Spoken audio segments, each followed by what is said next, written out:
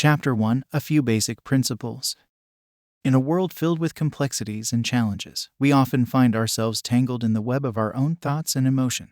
But what if there are simple principles that could liberate us from this mental and emotional turmoil? This is precisely what Byron Katie explores in the opening chapter of her book, Loving What Is. Imagine a vast ocean stretching out before you, its waves crashing against the shore. In much the same way, our thoughts surge and recede within the vast expanse of our minds. Katie invites us to embrace a basic principle. The only time we suffer is when we believe a thought that argues with reality. She urges us to consider the beauty and freedom that lie in accepting things as they are, without resistance. With vivid metaphors, Katie illustrates the consequences of resisting reality. She describes a woman holding a puppy, refusing to loosen her grip despite the puppy's squirming and yelping.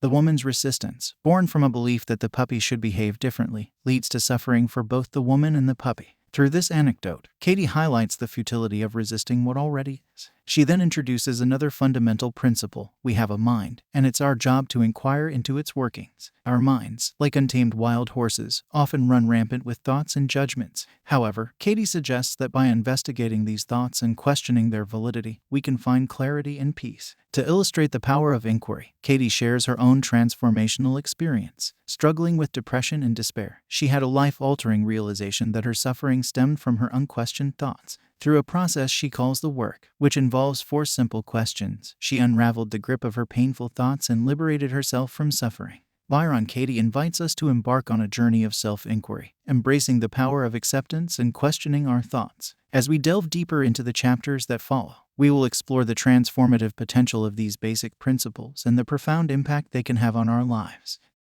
Chapter 2: The Great Undoing.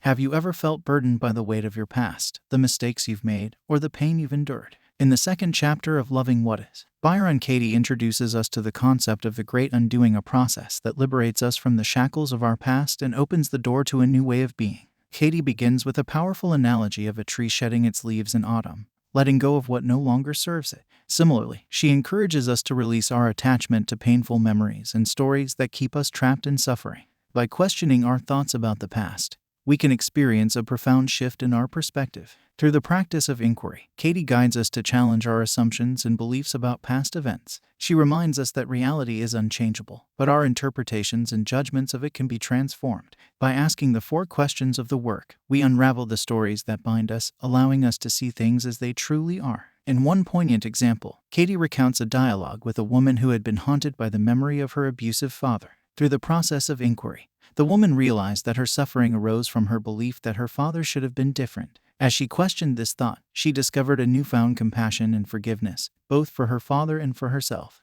The Great Undoing invites us to let go of our attachments to the past, freeing ourselves from the burdens that weigh us down. It invites us to explore the transformative power of questioning our thoughts and assumptions, ultimately leading to a lighter, more liberated existence. Chapter 3: Entering the Dialogues.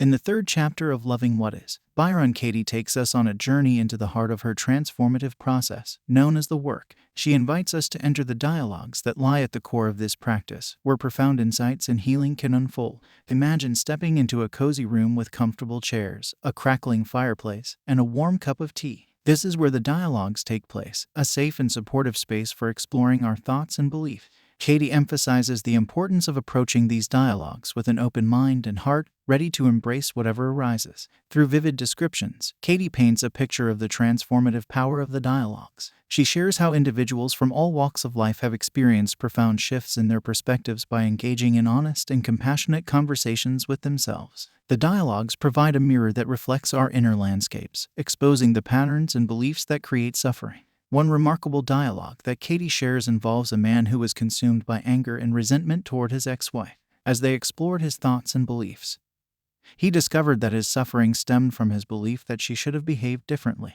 Through the dialogues, he began to question this belief and found a newfound sense of peace and acceptance. Katie guides us through the process of engaging in the dialogues, emphasizing the importance of curiosity, vulnerability, and self-inquiry. By asking the 4 questions and exploring the turnarounds, the opposite of our initial thoughts, we open ourselves to new possibilities and insights that can profoundly transform our lives. Entering the dialogues invites us to engage in the transformative practice of self-inquiry. It shows us that by entering these dialogues, we can unmask the illusions created by our minds, discover the truth that lies beneath, and ultimately embrace a life of clarity, compassion, and freedom.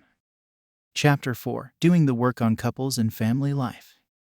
Love is a mysterious dance, and nowhere is it more complex than in our closest relationships. In Chapter 4 of Loving What Is, Byron Katie delves into the intricacies of couples and family life, revealing how the work can transform our perceptions and bring harmony to even the most challenging dynamics. Imagine standing in a bustling dance hall, where couples move in synchronized rhythm, their steps sometimes faltering, their hearts longing for connection. Katie invites us to step onto the dance floor of our relationships and examine our beliefs and judgments that create discord. Through poignant anecdotes and dialogues, Katie demonstrates how the work can help us unravel the tangled web of our thoughts. She shares a powerful story of a woman who was consumed by anger towards her partner for not fulfilling her expectation. Through inquiry, the woman discovered that her suffering arose from her belief that he should change. By questioning this thought, she found acceptance and a renewed sense of love. Katie emphasizes the importance of recognizing that we can only change ourselves, not others. The work empowers us to take responsibility for our own happiness and let go of the need to control those around us. By questioning our beliefs about our partners and family members, we open the door to understanding, compassion, and authentic connection. In this chapter, Katie shows us that relationships can be fertile ground for personal growth and transformation. By applying the work to our couples and family life, we can cultivate love, harmony, and acceptance, allowing our relationships to become a source of joy and deep connection. Chapter 5: Doing the Work on Any Thought or Situation. Our minds are like wild horses, galloping through fields of thoughts, often leading us astray. In Chapter 5 of Loving What Is, Byron Katie invites us to rein in our thoughts and engage in the work on any thought or situation that causes us distress, thereby finding peace and freedom. Imagine standing at the edge of a vast meadow, where thoughts bloom like wildflowers. Katie encourages us to approach these thoughts with curiosity and examine their validity. By questioning our beliefs, we can uncover the truth and free ourselves from unnecessary suffering.